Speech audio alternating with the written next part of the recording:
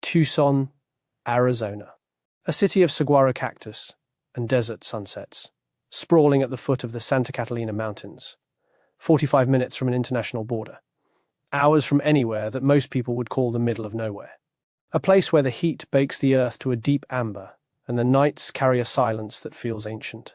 A place where, on an ordinary day in early 2025, an 84-year-old woman walked into that silence and never came back. Her name was Nancy Guthrie, and what happened to her and what happened after is one of the most troubling, heartbreaking, and institutionally damning disappearance cases in recent American history. This is not simply a story about a missing woman. It is a story about blood on a doorstep that went unanswered for too long. About a camera ripped from a wall by someone who knew it was there. About hundreds of trained federal agents sitting in hotel rooms while a clock ran out that could never be rewound. About ego, jurisdiction, and the devastating cost of pride when a human life hangs in the balance. If you are new here, welcome. You are watching True Crime Dav, where we go deep on the cases that matter, the stories that deserve more than a headline. Please, take a moment, right now, to hit that like button and subscribe to the channel. It helps us bring you more investigations like this one, and it means everything to this community. Now, let's talk about Nancy Guthrie. Nancy Guthrie was 84 years old when she disappeared. To understand why her disappearance is so alarming, you have to understand who she was and what her daily life looked like in the weeks and months before she vanished. Nancy suffered from severe chronic back pain, the kind of pain that reshapes a life, that narrows the world down to careful, deliberate movements. On her best days, her very best days, she could make it to the mailbox at the end of her driveway and back. Most days, she could not do even that. She lived with limitations that were profound and deeply physical. She was not a woman who wandered. She was not a woman who could wander, even if she had wanted to. She was also, to millions of television viewers, connected to a name they would recognize immediately. Nancy was the mother-in-law of Savannah Guthrie, the co-anchor of NBC's Today Show. That connection would eventually pull the case into the national spotlight, but it would not pull it there fast enough to matter in the ways that mattered most. Nancy lived in a home in the greater Tucson area, in a jurisdiction overseen by the Pima County Sheriff's Office. She was an elderly woman living with chronic pain, and she was, by any reasonable assessment, a vulnerable individual. Someone for whom the outside world required careful navigation, planning, and assistance. What happened in or around that home in early 2025 stands in complete and horrifying contrast to everything her daily life represented. The discovery of Nancy's absence was not gradual. It was immediate. And the scene that greeted those who found her missing did not suggest a quiet, peaceful departure. It screamed something else entirely. The front doors of her home were propped open, an unnatural state for a residence occupied by an elderly woman in chronic pain, particularly in the heat and dust of the Arizona desert. Blood was found on the front doorstep. Not a trace, not a smear that could be explained away, but blood on the threshold of her home, at the very point where the inside world meets the outside one. And then there was the Ring doorbell camera. It had been physically yanked from the wall, removed deliberately by someone who understood what it was, what it recorded, and why it needed to be gone. These three facts together, the open doors, the blood, the destroyed camera, told a story. Not the story of an 84-year-old woman who decided to take a walk. Not the story of a medical emergency that simply escalated. The story they told was darker, more deliberate, and deeply frightening. Savannah Guthrie would later describe the moment in stark, unambiguous terms. She said that when they saw the doors propped open, blood on the front doorstep, and the Ring camera yanked off the wall, they knew something was very wrong. They knew this was not okay. And they said so publicly and immediately. The family never believed Nancy had wandered away on her own. That point would become critically important in the weeks to come, because the investigation's initial handling of her disappearance would suggest that not everyone shared that certainty. There is another detail from the crime scene that would surface in reporting, one that adds a dimension of calculated menace to everything else. Security footage or other evidence from the area reportedly captured an image of a figure near Nancy's porch, a figure dressed in what can only be described as a deliberately alarming costume. Investigators and journalists covering the case would come to refer to this figure as the porch figure, and those who reviewed the footage or the evidence were struck by the same detail. The costume appeared designed not just to conceal, but to frighten.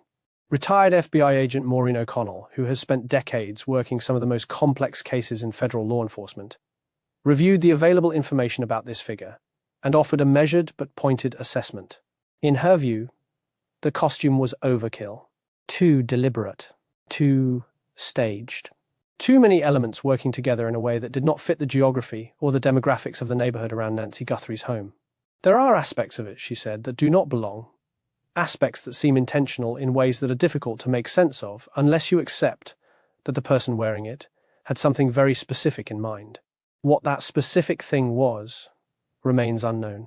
But the image of that figure, tactical, costumed, appearing outside the home of an 84-year-old woman with debilitating back pain, is not easily set aside. In the immediate aftermath of Nancy's disappearance, the question of how to classify the incident was more consequential than it might appear on the surface. Classification shapes response. Classification determines resources.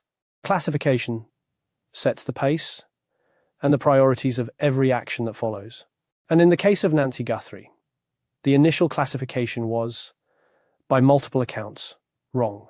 Multiple sources connected to the investigation have confirmed that in the earliest hours and days following Nancy's disappearance, detectives were operating under the theory that she may have walked away from her home on her own.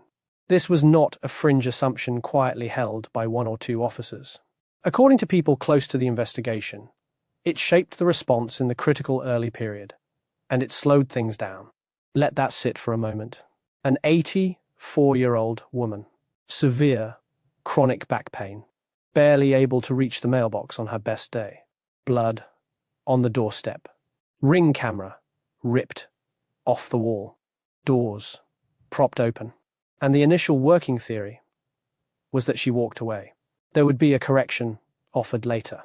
Sergeant Aaron Cross of the Pima County Sheriff's Office, who also serves as the union president for the department, told journalist Brian Entin that he had initially relayed information from detectives suggesting Nancy's family believed she was a walkaway.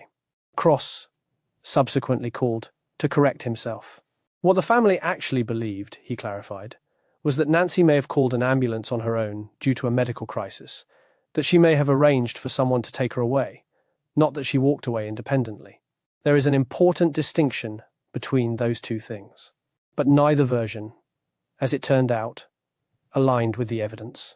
What the family actually communicated was that this was not a walkaway of any kind. Something had happened to her. Something had been done to her. The confusion around this point, who thought what, when, and how it influenced the investigation, has never been fully resolved. But the consequence of any early misclassification is documented in the account of a source close to the investigation who spoke to Entin on condition of anonymity, with face and voice obscured. That source was direct. The detectives were, in fact, operating under the walkaway theory initially. And that theory slowed things down. While local investigators were finding their footing, the Federal Bureau of Investigation was mobilizing. Hundreds of agents and analysts converged on the Tucson area, prepared for a full-scale response. These were not general assignment agents. The FBI's deployable resources include evidence response teams, specialists in forensic evidence collection who train specifically for situations where getting it right the first time is the only acceptable standard. They include CAST teams for digital and cell phone forensics. They include incident command specialists, analysts, and logistical support personnel who can build a functioning investigative infrastructure in a field, in a parking lot, in the middle of nowhere, in hours. FBI Director Kash Patel would later publicly confirm the Bureau's readiness.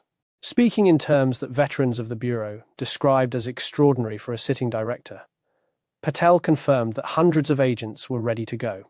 Ready. As in deployed, as in present, as in waiting to work. They were not permitted to work. Not in the way the situation demanded. The Pima County Sheriff's Office, led by elected Sheriff Chris Nanos, maintained primary jurisdictional control of the case. And the decision to maintain that control, rather than to invite the full partnership of a federal agency with vastly superior resources, would become the defining controversy of the investigation's first critical weeks. To understand why this happened, it helps to know something about Sheriff Nanos that predates the Guthrie case entirely. In documented public statements from approximately 2016, Nanos expressed hostility toward the FBI in terms that were unambiguous. He described his feelings about the Bureau in a way that left no doubt about where he stood. Whether that history directly influenced his decisions in early 2025 is a matter of inference. But the pattern is documented. The animosity is on record. And the decisions that followed, decisions to limit FBI involvement at precisely the moment when maximum involvement was most needed, align with that documented history in ways that are difficult to ignore. The first week of the investigation, by multiple insider accounts, was chaotic. Not mildly disorganized. Not slower than ideal. Chaotic. That is the word used by the detectives themselves, as relayed by Sergeant Cross, who has no motivation to overstate the dysfunction of his own department. Detectives were not able to effectively communicate with each other. The breakdown in internal coordination was so severe that information was not flowing within the department, let alone between the department and outside agencies. Sergeant Cross was careful to note that he did not believe the sheriff's office was deliberately withholding information from the FBI. The problem, he said, was that they were not even able to share information among themselves. The dysfunction was not strategic. It was structural. And structural dysfunction in the first week of a major disappearance case is catastrophic. There is one moment from that first week that has become, in some ways, a symbol of everything that went wrong. FBI agents conducting canvassing operations in the neighborhood around Nancy's home encountered a neighbor whose family member did not believe the agents were actually FBI. The neighbor questioned their identities. The sheriff's office then conducted an investigation into whether these individuals might be imposters, taking fingerprints, spending an entire night attempting to verify the identities of what turned out to be, exactly as presented, real FBI agents doing real investigative work. This is not a minor anecdote. This is a window into the environment that existed in the first days of the investigation, an environment of suspicion, miscommunication, and confusion, one that consumed time and resources that could not be recovered.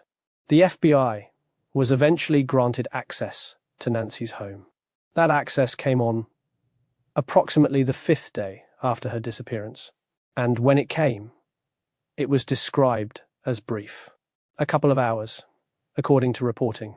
Not the comprehensive days-long forensic sweep that an evidence response team is capable of conducting and that the circumstances demanded. A couple of hours. In a home where an elderly woman had been taken, where blood marked the threshold, where a killer or killers had been present. A couple of hours. Maureen O'Connell has spent a career inside the FBI, working cases that demanded the highest standard of evidence collection and investigative coordination. When she reviewed what was known about the forensic response to the Guthrie case, her reaction was not tempered. She was specific about what should have happened, and what, based on available reporting, appeared not to have happened. The doormat.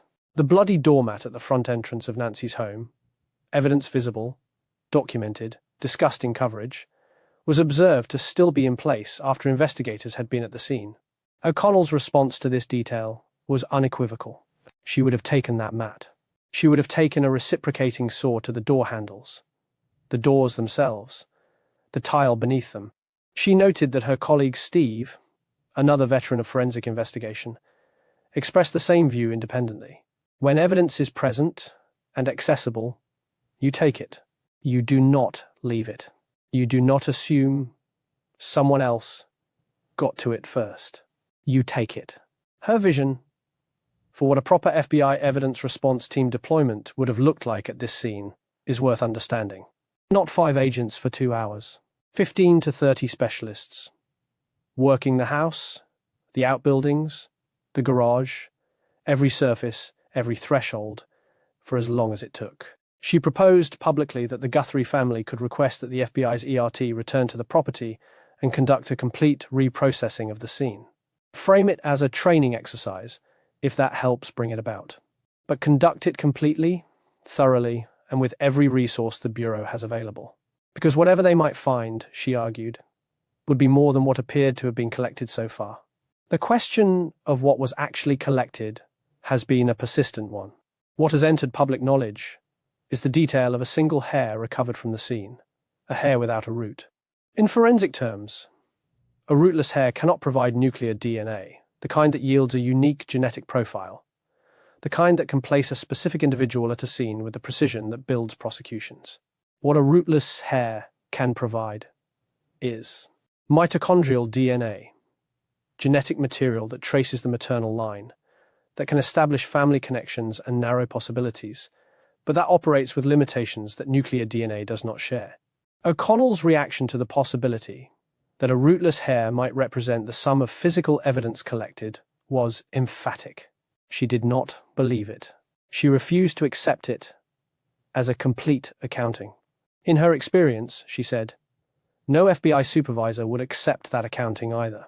If a team came back and reported that all they had was a couple of sets of fingerprints and one hair without a root, the response would not be to close the chapter. The response would be to start over, to bring in whatever specialists were missing, to refuse to leave until more had been found. Because leaving with only that is not acceptable. It is not an outcome. It is a failure. One of the theories that has circulated persistently in coverage of the Guthrie case involves geography. Specifically, it involves the 45 minutes that separate Nancy's home from the United States border with Mexico. The crossing at Nogales, the primary and most accessible entry point into Mexico from the Tucson area, presents an asymmetry that is worth understanding. Entering Mexico from the United States requires, in practical terms, almost nothing. You drive up. You go through. There are no officials who stop you, no identification checks, no declarations required. You can walk in through a security door with no interaction with any authority on either side. If someone is concealed in a vehicle, in a trunk, folded into a space not meant for a person, the crossing into Mexico offers essentially no barrier to their passage. Returning to the United States is an entirely different experience, modeled on the security protocols of an international airport. Questions, identification, scrutiny. The asymmetry is not a design flaw. It reflects a fundamental difference in priorities. But for someone transporting a person out of the country without their cooperation, the southbound crossing is, by design, the unguarded door. Journalist Brian Entin traveled to the Nogales crossing within the first 2 weeks of Nancy's disappearance. He walked in. He reported that he crossed without speaking to a single official. No one asked him anything. When he returned to the United States, he had to engage with border security protocols that took significantly longer and required documentation. 3 crossing points existed within close proximity to Nancy's home. Most had cameras, federal cameras, monitored by federal agents, accessible to the FBI through channels that do not require local law enforcement cooperation. At least one route reportedly lacked camera coverage, though this detail has not been independently verified by all sources covering the case. Retired Department of Public Safety Lieutenant Dave Smith, who knows the area well from years of professional experience, offered a theory that gained traction in coverage. In his assessment, if Mexico was suspected as a destination in the Guthrie case, that suspicion would transform the investigation into a federal matter. Interstate transport, international boundaries, these trigger federal jurisdiction in ways that local agencies cannot easily contain. His theory was that the most effective way to prevent the FBI from assuming control of the investigation was to deny any possibility that the border had been crossed, to take Mexico off the table before anyone had the evidence to put it there. The Bureau, according to O'Connell's understanding, did not wait for permission to work the Mexico angle. She indicated that the FBI had reached out to the legal attaché office operating in Mexico and had initiated queries related to border camera footage and crossing records in the period following Nancy's disappearance. The Bureau understood the geographic reality of the case. Whether local investigators shared that understanding or chose to is a question that has never been fully answered publicly.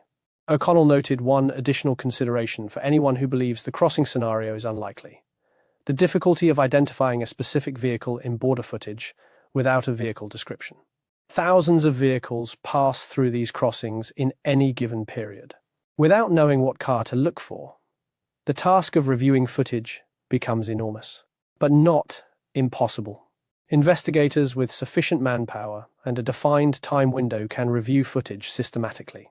The question is whether the will existed to make that investment.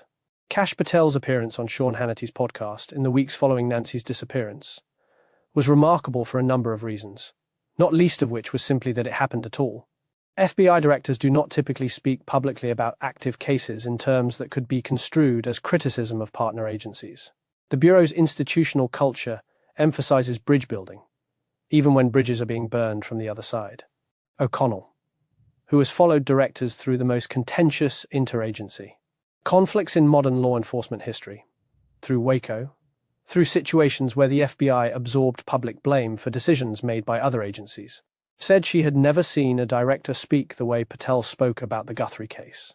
Patel confirmed the agents were ready. He confirmed the Bureau's resources were deployed and available. The subtext of those statements, the implication of what their readiness was met with, was clear enough to anyone listening carefully.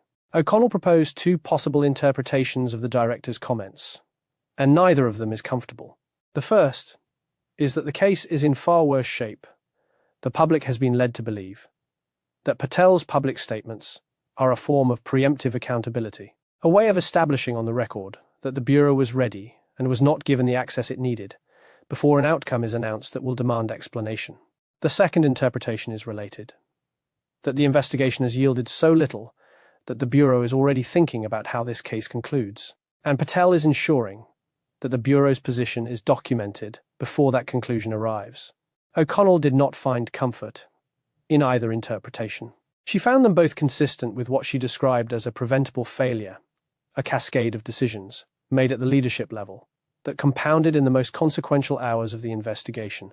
As the investigation moved through its first weeks, and then its first months without resolution, a parallel story was developing in Pima County's political landscape. Sheriff Chris Nanos was already under scrutiny that predated Nancy Guthrie's disappearance, but the handling of the Guthrie investigation accelerated and intensified that scrutiny considerably. Members of the Pima County Board of Supervisors began openly discussing the possibility of removing Nanos from office, a legally complex undertaking given that he is an elected official whose term was granted by voters. Arizona state law provides some mechanism for such action, and the board's discussions focused in part on allegations that Nanos had been less than truthful about disciplinary history from his previous employment with the El Paso Police Department, including alleged suspensions that he reportedly did not fully disclose. These were not casual allegations or anonymous accusations. They were the subject of formal board proceedings and documented inquiry. The board scheduled a meeting to take up the question formally. The meeting, occurring at the 100-day mark of Nancy's disappearance, represented a public reckoning with the question of whether the man who made the decisions that defined the Guthrie investigation's early days was fit to continue in the office that gave him the authority to make those decisions. Sergeant Aaron Cross, in a development that was significant precisely because of who he is, stated publicly that in his view the sheriff should have handed the investigation over to the FBI. Cross is the union president of the Pima County Sheriff's Office. He is not an outside critic, not a political opponent, not a journalist or a commentator. He is someone whose institutional loyalty runs deep, and whose willingness to say what he said reflects a level of conviction that demands serious attention. He acknowledged that other members of the department, people who may also have reservations about the sheriff's leadership, had not gone as far as he did. There is departmental pride involved, he noted, a sense that the detectives on the ground were capable of handling this. But Cross himself crossed a line he had not previously crossed, and said directly, the sheriff should have given the investigation to the FBI. The FBI had the resources. They had the manpower. They had hundreds of agents ready to work. And the sheriff should have recognized that and said yes. 100 days after Nancy Guthrie vanished, Savannah Guthrie posted a video on social media. It contained photographs and video clips of Nancy, images of a life, of a woman surrounded by family, of moments that carry the specific weight of things you cannot get back. She wrote words that have become the public language of this family's grief, and their refusal to surrender to it. She called Nancy mother, daughter, sister Nan. She wrote that they miss her with every breath, that they will never stop looking, that they will never be at peace until they find her. She asked for help. She said someone knows something that can make the difference. She listed the FBI tip line. She noted that a reward remains available. She asked people to praying. She asked them to bring her home. This message was posted on Mother's Day, 100 days into the disappearance of a woman whose presence in the world was the presence of a mother, a grandmother, the kind of person whose absence leaves a shape in the air around the people who loved her. On a day designed around the celebration of exactly that kind of love, the family of Nancy Guthrie was asking the world for any fragment of information that might tell them where she is. As of this documentary, Nancy Guthrie has not been found. No arrest has been made in connection with her disappearance. No suspect has been publicly identified. No vehicle description has been released. The case is active. Tips continue to come in. The investigation continues. What is known is this: an elderly woman in severe chronic pain was taken from her home by someone or multiple people who planned their actions carefully enough to destroy the camera, remove evidence of their presence from the record, and move quickly enough that no witness or camera captured them clearly enough to provide law enforcement with a definitive lead.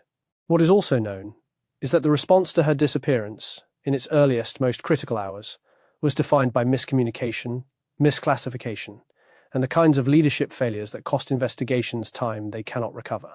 Whether those failures are ultimately responsible for the case remaining unsolved is a question that cannot yet be answered. Cases break on single pieces of evidence that arrive long after investigators have stopped expecting them. A DNA result, a witness who finally decides to speak, a tip from someone who has been holding information and finally cannot hold it anymore. Any of these things can change everything in a moment. Investigators are reportedly still working the case every day, following every lead that comes in, pursuing every possibility that remains open. There are things that are not known publicly. There are elements of the investigation that have not surfaced in any reporting. That is true of every active case. But the public record of the first 100 days of the investigation into Nancy Guthrie's disappearance does not permit comfortable conclusions about the adequacy of the institutional response. The questions are too sharp. The failures are too documented. The cost of the lost time is too potentially irreversible to set aside. Someone took Nancy Guthrie from her home. Someone ripped her Ring camera off the wall. Someone left blood on her doorstep. And somewhere in the vast desert landscape of southern Arizona, or perhaps across a border that opens like an unguarded door, there is an answer to the question of what happened to her. That answer exists. It is held by someone who knows. Maybe it is held by the person who took her. Maybe it is held by someone who saw something, heard something, noticed something out of place, and has not yet understood that what they noticed matters. Maybe it is held by someone who received a phone call, heard a conversation, saw a vehicle, remembers a face from that night. If you have any information about Nancy Guthrie's disappearance, there is a tip line available through the FBI that accepts anonymous information. A reward remains available for information that leads to meaningful resolution of this case. No detail is too small. No hesitation is too large to overcome. Someone's life, the life of a mother, a grandmother, a woman whose family is counting every day, may depend on a single call. This case is not over. Nancy Guthrie's story is not over. The family that is searching for her has not stopped, and neither have the investigators who are working this case, and neither will this channel. If this investigation has stayed with you, if you want to follow along as new developments emerge, and as we continue to dig into cases where the truth has not yet come fully to the surface, then please subscribe to True Crime Dav right now. Hit the like button on this video. It takes 3 seconds, and it makes an enormous difference in helping this channel reach more people, tell more stories, and keep cases like Nancy Guthrie's in front of the audiences that can make a difference. This community is built on attention, the kind of attention that keeps cases alive, that keeps pressure on institutions to answer for their decisions, and that reminds the families at the center of these tragedies that they are not alone. Nancy Guthrie, mother, daughter, sister, Nan, still missing, still searched for, still loved beyond measure. We are still looking.